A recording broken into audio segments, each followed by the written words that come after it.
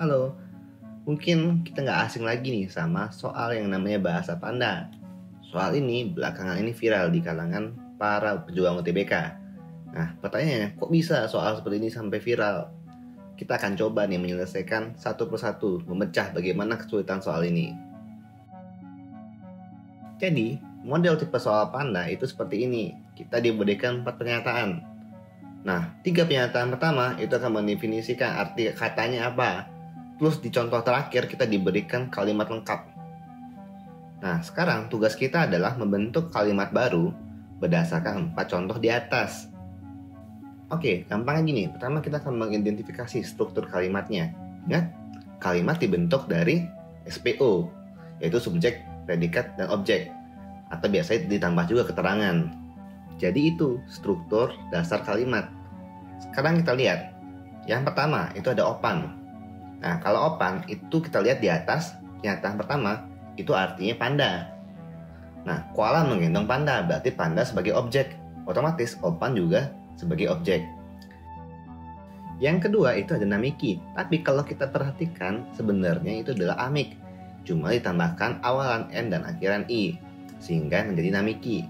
Jadi amik itu adalah koala. Nah, posisi dalam kalimat koala menggendong panda adalah sebagai subjek. Berarti namiki itu sebagai subjek. Oke, terus yang terakhir udah pasti nih bahwa cuka itu adalah predikatnya. Predikatnya itu menggendong. Dan struktur ini akan menghasilkan subjek, predikat, objek. Jadi uniknya strukturnya ini dibolak-balik, di mana aturannya predikat ditaruh paling akhir, lalu posisi subjek dan objeknya diswap, ditukar.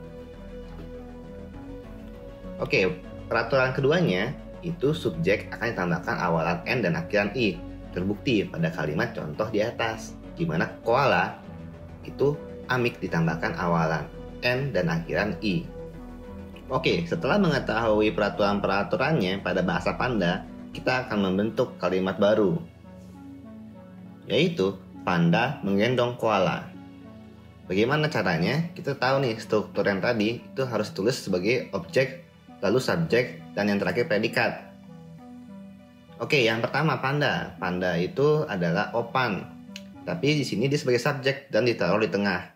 Karena dia sebagai subjek, ingat aturan kedua. Tambahkan awalan n dan akhiran i. Terus kata kedua yaitu menggendong. Di sini adalah posisinya sebagai predikat. Taruh di paling akhir, di mana menggendong dalam bahasa panda adalah cuka. Lalu pada kata ketiga yaitu koala. Koala itu adalah amik, karena posisi sebagai objek ditaruh di paling awal dan tidak mengalami perubahan apapun seperti pada subjek. Maka jadi, panda menggendong koala. Dalam bahasa panda yaitu amik nopani cuka.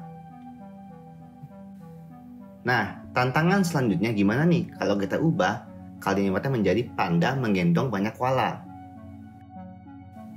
Kata kuncinya ada pada pernyataan ketiga, di mana opan panda, tapi kalau ditambahkan akhiran z akan menjadi banyak panda. Di sini dapat kita simpulkan bentuk jamak ditambahkan akhiran z. Oke, sama seperti tadi, kita akan membentuk kalimat baru yaitu panda menggendong banyak koala. Oke, sekarang kata pertama yaitu panda. Nah, kali ini panda sebagai subjek posisinya. Karena panda adalah opan, lalu sebagai subjek, tambahkan awalan n dan akhiran i, lalu taruh di tengah. Terus kata yang kedua seperti biasa, menggendong adalah predikat.